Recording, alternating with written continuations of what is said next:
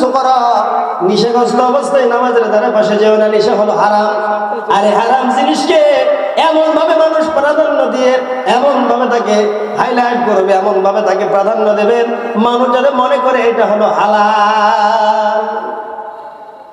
আমার ভাইরা, 12 নম্বর কারণ হলো এই সকল জিনিস যখন পৃথিবীতে বেড়ে যাবে, যখন বেশি হয়ে যাবে বা চালু হয়ে যাবে, আল্লাহর পক্ষ থেকে গজব নেমে আসবে। কি গজব নেমে আসবে আমি আপনাদেরকে বলে শেষ করে দিব।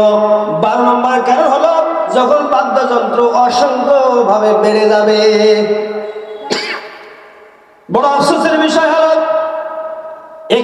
এখানে কোরআনের মাহফিল না হয়ে যদি অন্য কোনো বিষয় যদি চালু হয়ে যেত, এখানে যুবকদের কিন্তু বেশি আড্ডা হতো, আর মানুষও কিন্তু এই জায়গায়, এই মাঠে কিন্তু জায়গা দেওয়া যেত না।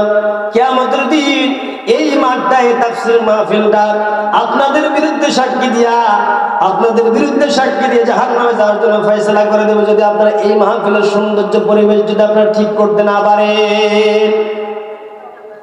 তাহলে 12 নম্বর কারণ হলো বাদ্যযন্ত্র বেড়ে যাবে। 13 নম্বর কারণ হলো যখন গায়িকাদেরকে বেশি সম্মান করা হবে। এই পৃথিবীতে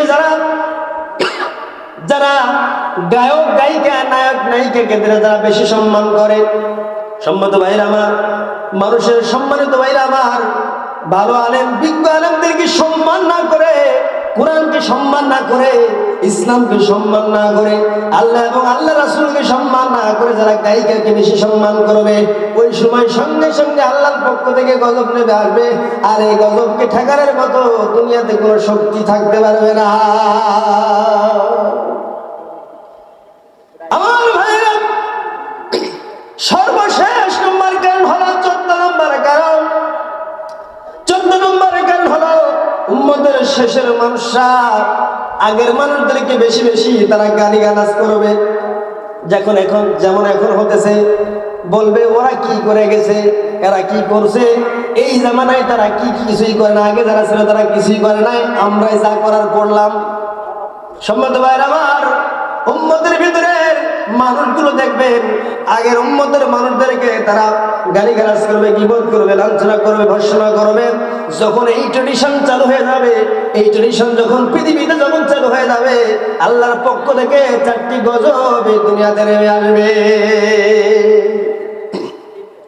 1 থেকে 14 নম্বর যেগুলো বললাম, এই কারণগুলো যখন পৃথিবীতে চালু হয়ে যাবে, এই পৃথিবীতে সঙ্গে সঙ্গে 4টি গজব আল্লাহ রাব্বুল আলামিন নাযিল করে। বলেন নাউযুবিল্লাহ, আরো জোরে বলেন নাউযুবিল্লাহ। তার মধ্যে 1ম নম্বর গজব হলো ঘূর্ণিঝড় আসবে, বিভিন্ন নামে আসবে, আইলা, নার্গিস, সিডর, আমপান, বিভিন্ন নামে আল্লাহ রাব্বুল আলামিন এই পৃথিবীতে গজব নাযিল করবে। 1 নম্বর গজব হলো ঘূর্ণিঝড় আসবে। 2 নম্বর গজব হলো আগুন ও লাভা বর্ষণ হবে।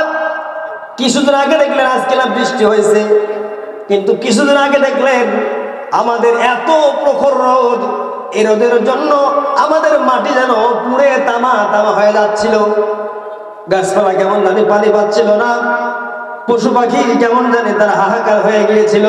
সম্মানিত ভাইরা আমার, আগুন তো আমার কথা, এইভাবে তো আল্লাহ রাব্বুল আলামিনের গজব এই পৃথিবীতে নির্গত হবে, নাযিল হবে। সম্মানিত ভাইরা আমার, 3 নম্বর গজব যেটা আসবে সেটা হলো বেশি বেশি ভূমিকম্প এই দুনিয়াতে চালু হয়ে যাবে। আমরাও ভূমিকম্পের সম্মুখীন হই, কিন্তু ওইভাবে এখনো বিভিন্ন রাষ্ট্রে যেভাবে ভূমিকম্প হচ্ছে বা হয়, ওইভাবে আমাদের কাছে এখনো আসে নাই। তবে আসবে যদি আমরা এই 1 থেকে 14 নম্বর কারণ কাজগুলো যদি আমরা আরো বেশি চালু করে দিই, তাহলে আর সম্ভাবনা খুব কম, খুব তাড়াতাড়ি চলে আসবে। সম্মানিত ভাইরা আমার, 4 নম্বর গজব যেটা হবে সেটা হলো মানুষের আকৃতি পরিবর্তন হয়ে যাবে। আমার ভাইরা, 1 থেকে 14 নম্বর যে কারণগুলো বললাম, এই কারণগুলোর ভিতরে যদি কোনো মানুষ এখন পর্যন্ত নিমজ্জিত থাকে, এখন পর্যন্ত যদি এই মানুষগুলো যদি এই পাপাচারে লিপ্ত থাকে, এই কাজগুলোতে থাকে, আল্লাহর পক্ষ থেকে গজব নেমে আসবে। আর এই গজব ঠেকানোর মতো মানুষ পৃথিবীতে কোনো মানুষ সৃষ্টি হবে না। সুতরাং তাই আসুন আমার ভাইরা, আল্লাহর পক্ষ থেকে গজব নেমে আসার আগেই আমাদেরকে সংশোধন হওয়ার দরকার আছে না নাই? আমার ভাইরা, আল্লাহর পক্ষ থেকে গজব নেমে আসার আগে আল্লাহ রাব্বুল আলামিন যেন আমাদেরকে সহিহ সালামতে তার কোরআন এবং তার হাদিস বা তার রাসূলের হাদিসের অনুযায়ী এবং কোরআনের তার দেখানো পথে যেন আল্লাহ রাব্বুল আলামিন আমাদের সকলকে কবুল করে নেয়। আমিন। আল্লাহ রাব্বুল আলামিন এই 1 থেকে 14 নম্বর যে কথাগুলো বলেছি, সবগুলো কথা আমাকে সহ সকলকে মানার, আমল করার তৌফিক দান করুন। সকলে বলছি আমিন। সম্মানিত ভাই আমার, আমি আমার এই কথাগুলো বলে আমি আমার সংক্ষিপ্ত আলোচনা শেষ করছি। আসসালামু আলাইকুম ওয়া রাহমাতুল্লাহি তাআলা ওয়া বারাকাতুহু।